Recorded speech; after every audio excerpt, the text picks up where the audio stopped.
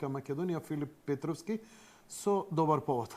Вчера, како што видовте и како што известија медиумите, Државниот архив на Република Македонија издаде повеќе томно издание под наслов Црните страници на УДБА.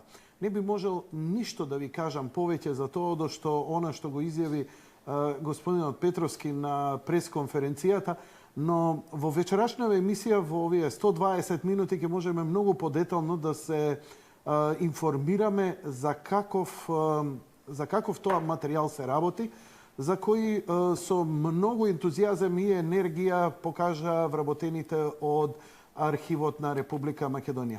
Филип, добро вечер, добре дојде. Благодарам за поканата. Ова е, мислам, најдобрата емисија каде што можам да соопштам се за оваа едиција. Добро, се надевам дека ќе имате доволно време за тоа. Одамна ти ми наговестуваш дека се спрема нешто големо и конечно ова се издаде. Кажи ми, колку време се подготвуваше овој проект? Ова е скоро 2 години интензивно, со тоа што јас сум на тематиката скоро 20 години. Имено, уште од времето на студентските протести 1997 година мене ми беше отворено досие. Понатака поиграна судбина нели станав пратеник 1998 година, а 2000 година донесовме закон со кој што ги отворивме овие досија и тогаш дознав дека имам досие. Понатака... Ти имаш досие? Да. Тоа е тука. Во 8-миот том. Си извину, да продолжи. Практично со отварањето, нели, законот за отворање на досијата водени од политички причини, дознав дека го имам, дека ми е водено како студент досие од страна на тогашниот врв на тајната полиција на Република Македонија. И понатака во 2001 година тогашниот министер за внатрешни работи Досла Димовска ми даде еден сериозен материјал за следењето на ВМРО-ДПМН. А тогаш дознавме дека ВМРО-ДПМН како партија била под обсервација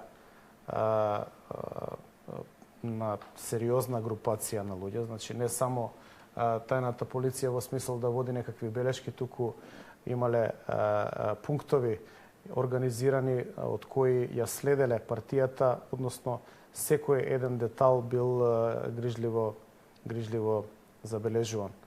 Се одело до таму да се забележува кој во колку часот влегува, кој излегува, кои се регистарските таблички на луѓето кои што доаѓаат во седиштето на партијата и така натака. И собирајќи ги тие неколку елементи тогаш, јас практично побарав од тогашниот состав на Собранието на Република Македонија, претходно во Комисијата за заштита на човекови права и слободи, да се произнесат по таа злоупотреба на овие служби и против одредени лица, како што беше министерот за внатрешни работи, кој што бил тогаш и ги издавал налозите Чокревски, но и шефот на тајната служба или еден од главните актери тогаш Верушевски, да тоа е 2001 година, значи против овие ликови да се донесе политички, односно став на Собранието дека тие ги злоупотребиле своите позиции тогаш. Тогаш во 2001 година нашата комисија се произнесе и заклучи дека биле злоупотребени тајните служби. Но за жал, тој заклучок од таа комисија никогаш не е ставен на пленарна седница. Така полека замина во заборав. Во 2002 година овие досија се предадени на Државниот архив на трајно чување, се декласифицирани, значи не се државна тајна, и се предадени на трајно чување како институција која што е задолжена за чување на документи и чување на македонската историја.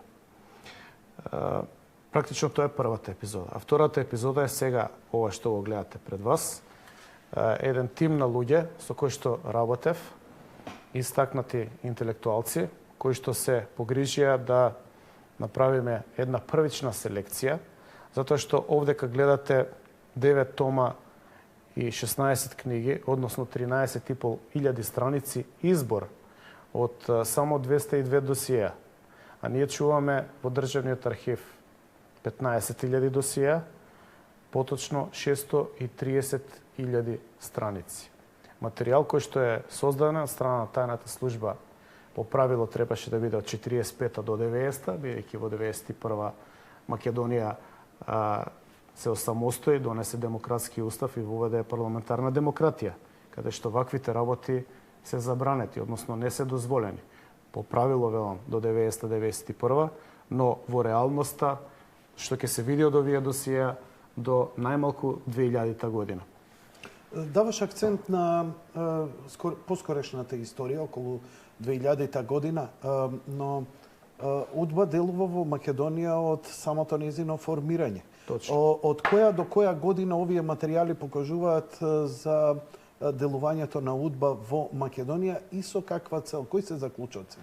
Значи, прво, временскиот период кој го опфаќа делувањето на УДБА и во овие материјали кои сте ги објавиле, и што као некој заклучок може да извлечеме па да го образложиме. Еве вака, значи тргнав од поновите датуми, од епизодите кои што доведоа до создавање, односно до креирање на оваа едиција. Практично ја на овој начин сум околу 20 години врзан со оваа судбина. Но ако се расшири диапазонот, односно ако и придеме на вака по широко експлицирање на оваа едиција, ќе видиме дека првиот том зборува за елиминација на ВМРО по 1945 година. Значи УДБА стартува со својата работа веднаш по осамостојувањето на Македонија.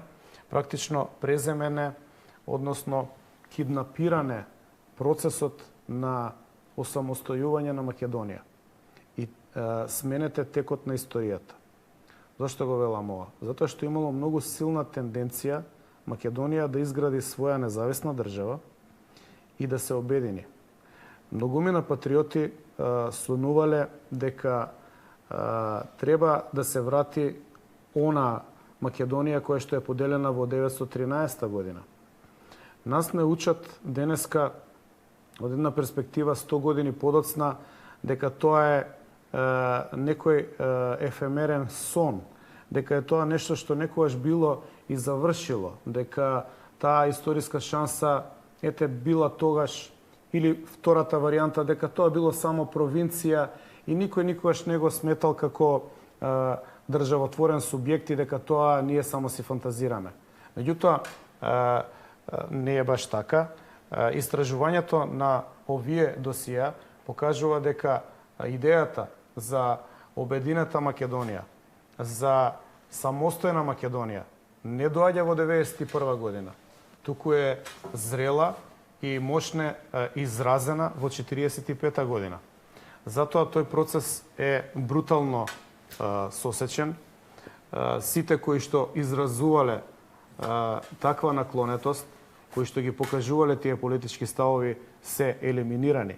Веќе во 1945 година почнуваат сериозни судски процеси каде што се покажува дека секој што така ќе размислува, лошо ќе заврши. Јас само да подсетам дека, тоа сме го спомнали и во други емисии, дека на 7 јануари 1945 година е извршена масовна екзекуција на Скопското кале. За таа екзекуција не постојат документи.